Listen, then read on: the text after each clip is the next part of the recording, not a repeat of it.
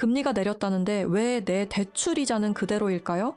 기준금리 0.25%포인트 인하 뒤에 숨은 2초 3개월 시차의 비밀, 그리고 1900만 대출자 중 누가 먼저 혜택을 보는지 지금부터 데이터로 낱낱이 파헤칩니다. 맞아요. 지금 이 순간 대한민국 대출자 약 1,900만 명의 통장이 영향을 받기 시작했습니다. 한국은행이 기준금리를 2.50%에서 2.25%로 내렸거든요. 그런데 여기서 함정이 있죠. 금리가 내렸다고 오늘 당장 내 대출이자가 줄어드는 게 아니라는 거잖아요. 바로 그겁니다. 많은 분들이 뉴스에서 금리 내렸다는데 왜 내 이자는 그대로지? 하고 답답해 하세요. 그 이유가 바로 시차에 있습니다. 빠르면 한 달, 보통은 2, 3개월 뒤에야 내 대출 금리가 움직인다는 거죠.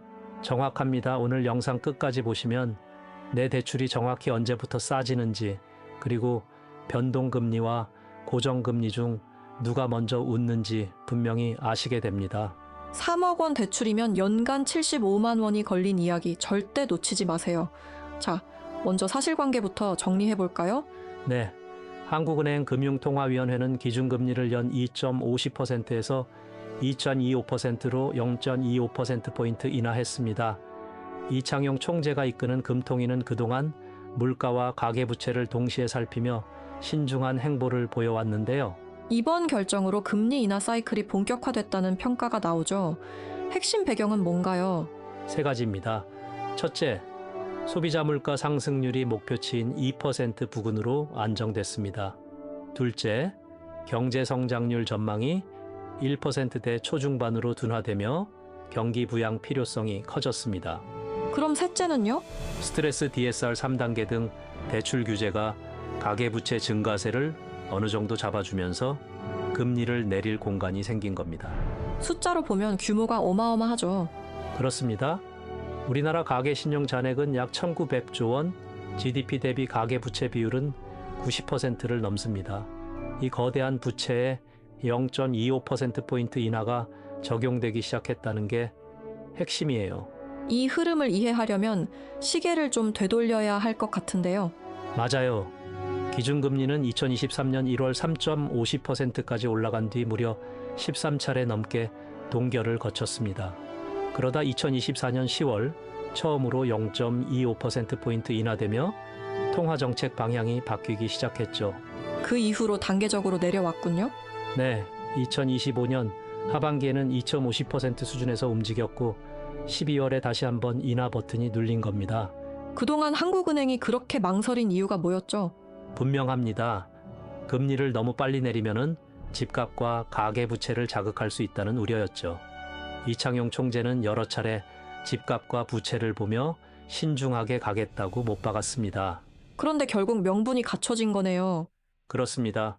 2025년 들어 정부가 대출 규제를 강화하면서 부채 증가세가 진정됐고 물가까지 안정되자 비로소 인하 명분이 갖춰진 겁니다.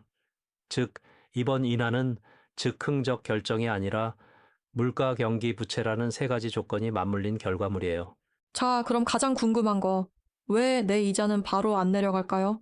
핵심은 코픽스라는 지표입니다. 변동금리 대출은 대부분 코픽스에 연동되는데 코픽스는 은행들의 자금 조달 비용을 모아 매달 15일 전후에 발표됩니다. 아, 그러니까 단계가 있는 거군요. 맞아요.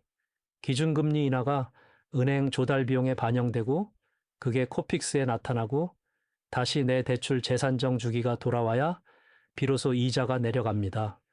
이 과정에 보통 2부 3개월이 걸려요. 같은 변동금리라도 사람마다 체감 시점이 다르다면서요? 네.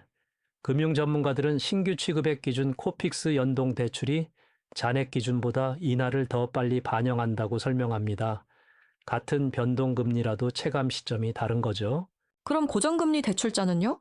고정금리 대출자는 이번 인하에 직접 혜택이 없습니다. 다만 은행차의 금리가 미리 움직여 신규 고정금리 상품은 이미 일부 내려간 상태예요. 미국 변수도 무시할 수 없겠죠? 중요합니다. 연준금리와의 격차가 벌어지면 원화 약세 압력이 커져 한국은행의 추가 인하 속도가 제약될 수 있다는 점도 핵심 변수예요. 그럼 구체적인 숫자로 따져볼까요? 3억 원 대출이면 얼마나 줄어요? 3억 원 변동금리 대출에서 금리가 0.25%포인트 내려가면 연간 이자가 약 75만 원, 원로는 약 6만 원이 줄어듭니다. 작아 보여도 1년이면 무시 못할 금액이네요. 그렇죠. 자영업자와 중소기업 입장에서는 이자 부담이 줄어 숨통이 트입니다. 하지만 모두가 웃는 건 아니에요. 누가 손해를 보나요? 예금 이자로 생활하는 고령층과 은퇴자죠.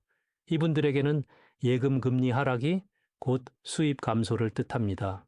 부동산도 또 하나의 그늘이라면서요. 맞아요. 금리 인하 기대가 매수 심리를 자극하면 수도권 집값이 다시 들썩일 수 있고 무주택 청년층의 박탈감은 커집니다. 그래서 정부는 대출 규제를 유지하며 브레이크를 거는 거예요. 결국 양날의 검이네요. 정확합니다. 단기적으로는 소비 여력 증가, 장기적으로는 가계부채 재확대 위험이라는 양날의 검인 셈이죠. 그럼 앞으로는 어떻게 될까요? 전문가들은 2026년 상반기까지 한두 차례 추가 인하 가능성을 열어두고 있습니다. 다만 미국 연준의 금리 경로, 환율, 가계부채 증가세가 속도를 좌우할 거예요. 이창용 총재 스타일이면 급하게 안 내리겠죠? 그렇죠. 한 번에 크게 내리기보다 0.25%포인트씩 점검하며 움직일 가능성이 큽니다. 그럼 시청자분들이 챙겨야 할 게 뭐가 있을까요? 세 가지입니다. 첫째, 매월 발표되는 코픽스 추이를 확인하세요. 그래야 내 대출금리 인하 시점을 가늠합니다. 둘째는요. 연준 FOMC 결과와 한미 금리 차를 보세요. 셋째, 정부의 부동산 DSR 규제 변화를 주시하세요. 실질적인 조언도 좀 해주시죠. 변동금리 차주는 하락기에 서둘러 고정으로 갈아탈 필요는 없지만 고정금리가 충분히 낮아지면 대환을 검토하세요. 예금자는 금리가 더 내리기 전에 특판 상품을 활용하는 게 유리합니다. 자, 오늘 핵심을 정리해 볼까요? 기준금리는 2.25%로 내렸지만 내 변동금리 이자는 코픽스 시차 때문에 2보 3개월 뒤부터 줄어든다는 것, 그리고 변동 고정 예금자 중 이해득실이 뚜렷이 갈린다는 것입니다. 결국 금리 방향만큼이나 내 대출의 구조를 아는 게 중요하다는 거군요.